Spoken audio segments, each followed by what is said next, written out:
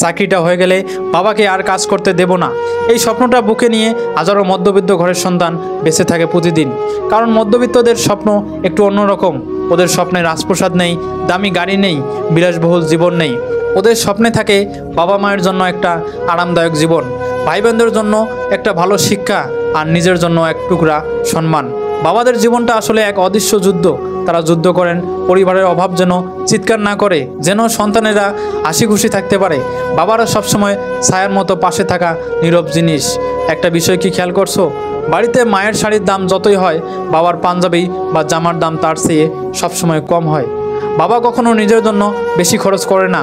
কোনো কিছু কেনার সময় নিজের জন্য ভাবেন না, ভাবেন সন্তানের বই কিনতে হবে, প্রাইভেটের টাকা দিতে হবে, ঘরে চাল ডাল কিনে আনতে হবে।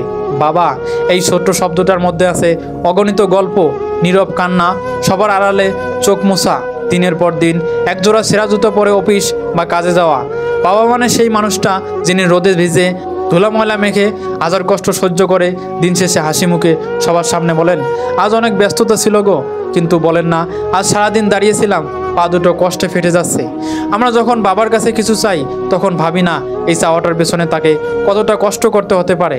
কতবার কতজনের কাছে মাথা নিচু করে টাকা ধার নিতে হয় শুধু আমাদের খুশি দেখতে। তবু বাবা একটুও তার কষ্টের কথা বলতে চান না। আর আমরা একটু চাওয়া পূরণ না হলেই মুখ ফুলিয়ে বসে থাকি। জানো বাবা কাঁদেন কবে? যখন তিনি বুঝতে পারেন সন্তানটা বড় হচ্ছে, দূরে সরে যাচ্ছে, আর তাকে আগের মতো জড়িয়ে ধরে না।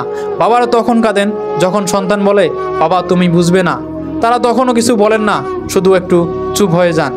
আমরা সবাই ভুলে যাই এই বাবার হাত ধরেই আমরা হাঁটতে শিখেছি। এই বাবা বুকের মাঝে তুলে নিয়ে আমাদের প্রথম স্কুলে পৌঁছে দিয়েছেন।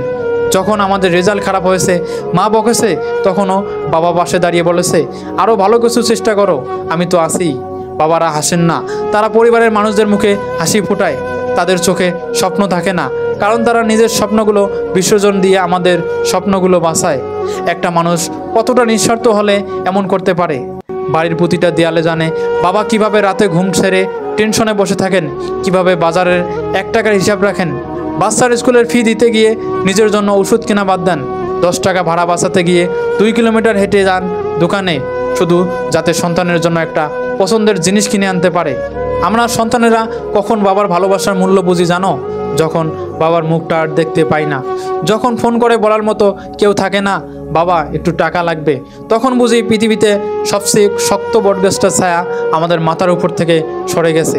তখন পৃথিবীটা বড় কঠিন মনে হয়। একজন বাবার ত্যাগ, ভালোবাসা সব কিছু সন্তানেরা বোঝে অনেক দেরিতে। তখন হয়তো অনেক দেরি হয়ে যায়। যারা এই পৃথিবীতে বাবাকে হারিয়েছেন, তাদের চোখে পানি আর হৃদয়ের আফসোস ছাড়া কিছুই থাকে না।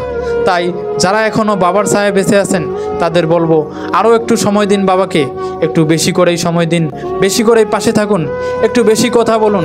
এই পৃথিবীতে বাবার চেয়ে বড় মোটিভেশন আর কিছু নেই। কারণ বাবা নিজে মোমবাতির মতো পুড়ে যায়, কিন্তু তার আলোয় গড়ে ওঠে সন্তানের ভবিষ্যৎ।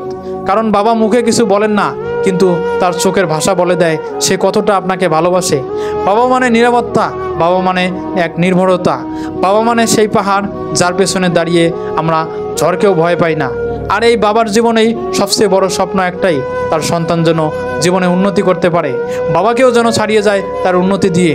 তাই যদি এখনও সফল না হয়ে থাকো, নিজেকে দোষ দিও, বাবাকে নয়। কারণ তিনি সেই মানুষ যিনি কখনো তোমার স্বপ্নে বাধা হননি, বরং নিজেকে সরিয়ে দিয়ে তোমার স্বপ্নের পথটা সহজ করেছেন। শেষ কথাটা খুব সহজ। একটা সময় আসবে যেদিন তুমি বাবাকে ডাকবে আর কোনো উত্তর পাবে না। সেদিন বুকের ভেতর শূন্যতা তৈরি হবে, সেই শূন্যতা কোনো কিছুতেই ভরবে না। তাই সময় থাকতে, বাবা বেঁচে থাকতে তার সৎ উপদেশগুলো শোনো, এবং যদি বাবা না থাকে তাহলে তার দেয়া পূর্বের ইতিহাসগুলো মনে রাখো, তার ভালো উপদেশগুলো মেনে চলার চেষ্টা করো।